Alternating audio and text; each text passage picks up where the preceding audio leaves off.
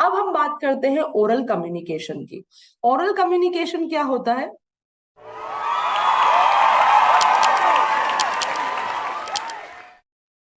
Okay. अब क्योंकि हम रिटन कम्युनिकेशन के बारे में अच्छे से पढ़ चुके हैं, अब हम बात करेंगे दूसरा इंपॉर्टेंट कम्युनिकेशन, वो है हमारा ओरल कम्युनिकेशन। मैंने आपको पहले भी बताया था कि एज ए पर्सन हम दो तरीके की कम्युनिकेशन बहुत ज्यादा करते हैं। पहला होता है रिटन और सेकंड होता है ओरल कम्युनिकेशन। जब हम ओरल कम्युनिकेशन की बात करते हैं तो यानी ओरल का मतलब ये है कि आप यहाँ पे राइटिंग में, वर्ड्स में, आप रिटन में आप कोई भी कम्युनिकेशन नहीं कर रहे हो, अपने इमोशंस नहीं एक्सप्रेस कर रहे हो। जब वर्बली आप अपने इमोशंस एक्सप्रेस करते हो तो उसे हम ओरल कम्युनिकेशन करते हैं। जब ओरल कम्युनिकेशन का मतलब ही यही होता है कि आप अलग अलग ओकेजन्स में अलग अलग तरीके की स्पीचेस दे रहे हैं। तो ये जो आप चार्ट देख रहे हैं, ये बेसिकली आपको अलग अलग टाइप्स के ओकेजन की बात कर रहा है कि अलग अलग ओकेजन में हम अलग अलग तरीके की स्पीच देते हैं। जैसे पहली तरीके की स्पीच है वो है आपका स्पीच ऑफ इंट्रोडक्शन। इस तरीके की स्पीच आप कब देते हैं? ये एक बहुत ही छोटी मिनी स्पीच होती है, और ये स्पीच आप कब देते हैं? जब आप किसी भी कार्यक्रम को होस्ट कर रहा है। जैसे मैं हूं, अगर मैं किसी पर्टिकुलर कोई कोई पर्टिकुलर सेरेमनी को मैं होस्ट कर रही हूँ, तो मैं अगर उस पर्टिकुलर सेरेमनी को इंट्रोड्यूस कर रही हूँ, या मैं एज ए होस्ट मैं अगर उस पर्टिकुलर सेरेमनी को स्टार्ट कर रही हूँ, तो मैं किस तरीके का ओरल कम्युनिकेशन कर रही हूँ? The speech of introduction. मैं क्या एक स्पीच दे रही हूँ कि उस पर्टिकुलर इवेंट को होस्ट करने के लिए। सेकंड होता है speech of presentation. Speech of presentation का मतलब ये है कि सपोज कोई प्राइज सेरेमनी चल रही है, और प्राइज सेरेमनी में मैं एज अ होस्ट या मैं एक स्पीच दे रही हूँ, और उस स्पीच के थ्रू मैं लोगों को इनवाइट कर रही हूँ, जिनको भी ऑनर मिला है या जिनको भी प्राइज मिला है, best employ award, best excellence award, तो वो होता है आपका स्पीच ऑफ प्रेजेंटेशन में।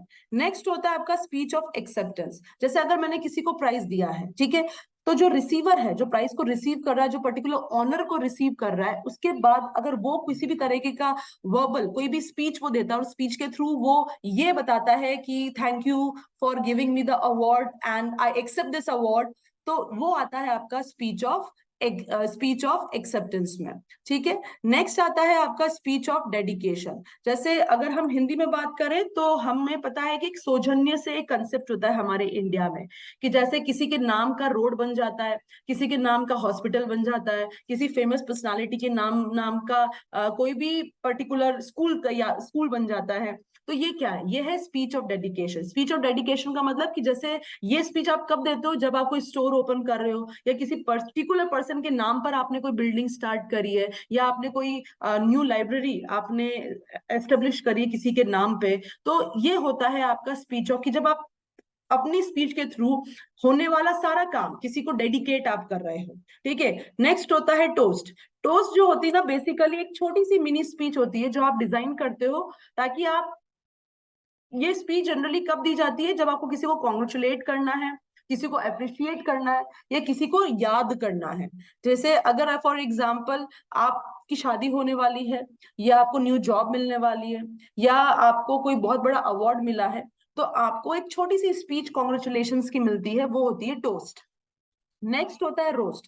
रोस्ट का मतलब, जैसे ये जो स्टैंड अप कॉमेडी जो करते हैं, वो स्टैंड अप कॉमेडियंस क्या करते हैं? कोई पर्टिकुलर टॉपिक लेते हैं और उस टॉपिक पे वो इंसल्ट का, it's not a basically insult, but आप क्या कर रहे हो कि बेसिकली आप उस पर्टिकुलर किसी कंसेप्ट पे आप इंसल्ट कर रहे हो। तो ये बहुत ही इंटरेस्टिंग होती है, बट बहुत ही पिक्यूलर पिक्यूलर बहुत ही पर्टिकुलर स्पीच ये होती है, और ये डिजाइन इसलिए की जाती है किसी को प्रेस करने के लिए, या किसी को नेचुरली इंसल्ट, इंटेंशनली नहीं, नेचुरली इंसल्ट कर। तो जो स्टैंड अप कॉमेडियंस होते हैं, तो वो क्या करते हैं, कभी मैरिड वुमेन्स को लेके कुछ ना कुछ जोक क्रैक क्रैक करते हैं, या फिर वो इंडियन कल्चर को लेके पेरेंट्स को, पुराने मतलब ओल्ड सिस्टम ऑफ पेरेंट्स को, पेरेंटिंग को वो रोस्ट करते हैं। तो वो सब आता है आपका रोस्ट स्पीच के अंदर। नेक्स्ट होता है यूलॉजी। यूलॉजी कब होती है? इस तरीके की स्पीच कब दी जाती है? जब आप किसी के क्रिमेटोरियम में आप गए हुए हो, किसी की डेथ पर आप गए हो, और आप वहां पर एक स्पीच दे रहे हो उस पर्सन के लिए जिसकी डेथ हो चुकी है, तो वो होता है आपका यूलॉजी। नेक्स्ट होता है speech of farewell. Speech of farewell का मतलब, आप कंपनी के एम्प्लॉयर हो और कोई डिपार्टमेंट के हेड हो, या फॉर एग्जाम्पल आप किसी डिपार्टमेंट में एज एन एम्प्लॉय काम कर रहे हो और आपका कलीग उस जॉब छोड़ के जा रहा है या वो कहीं नई जगह वो जॉब ज्वाइन कर रहा है या अपनी अपनी लाइफ का नया पार्ट स्टार्ट करने वाला है, next part of the life वो स्टार्ट करने वाला है, तो आप उसे फेयरवेल की स्पीच देंगे। Speech of goodwill, speech of goodwill का मतलब यही होता है कि आप क्या कर रहे हो कि जैसे जितने भी हमारे प्रीस्ट होते हैं, जितने भी गुरु होते हैं, धर्म गुरु होते हैं, वो स्पीच ऑफ गुडविल ही देते हैं। वो हमें क्या करते हैं, बेसिकली वो कोशिश करते हैं कि जो भी ऑडियंस है उन ऑडियंस के फेवर में वो बात कर रहे हैं। ठीक है, नेक्स्ट होता है the speech of commencement. Speech of commencement मतलब जैसे कॉलेजेस में, यूनिवर्सिटीज में, स्कूल्स में आपको फेयरवेल मिलती है। ठीक है, तो जैसे आपको आपने कॉन्वोकेशन सबसे अच्छा एग्जांपल है मेरे हिसाब से। कॉन्वोकेशन में क्या होता है, आपने ग्रेजुएट कर लिया, ठीक है, ग्रेजुएशन के बाद आपको डिग्री मिल रही है, तो वो होता है स्पीच ऑफ कमेंसमेंट। ये जब क्यों डिजाइन की जाती है, सो दैट आप ग्रेजुएटिंग क्लास में जो भी लोग हैं उनके अचीवमेंट को आप रिकॉग्नाइज कर सके। ठीक है, नेक्स्ट होता है आफ्टर डिनर स्पीच। ये हमारी लास्ट स्पीच है। आफ्टर डिनर स्पीच का मतलब ये इस एक तरीके का इवेंट होता है जो डिनर खत्म होने के बाद ये वाला स्पीच स्टार्ट होता है। और ये जो डिनर है, ये डिनर, आफ्टर डिनर स्पीच में आप कोई स्पेसिफिक ग्रुप को ज्यादा इंपॉर्टेंस आप देते हो।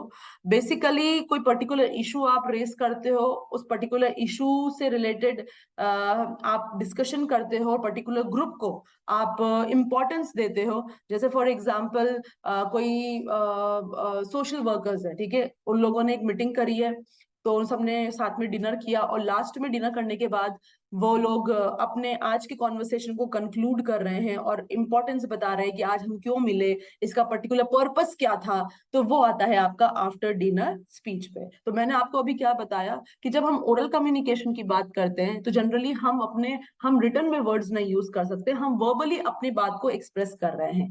लेकिन अगर हम प्रोफेशनली बात करें तो प्रोफेशनली हम अलग अलग तरीके की स्पीच देते हैं, चाहे हम फेयरवेल स्पीच दे दें, हम डेडिकेशन स्पीच दे दें, हम एक्सेप्टेंस स्पीच दे दें, हम रिकॉग्निशन स्पीच दे दें। तो ये सब किसका पार्ट है, ओरल कम्युनिकेशन का।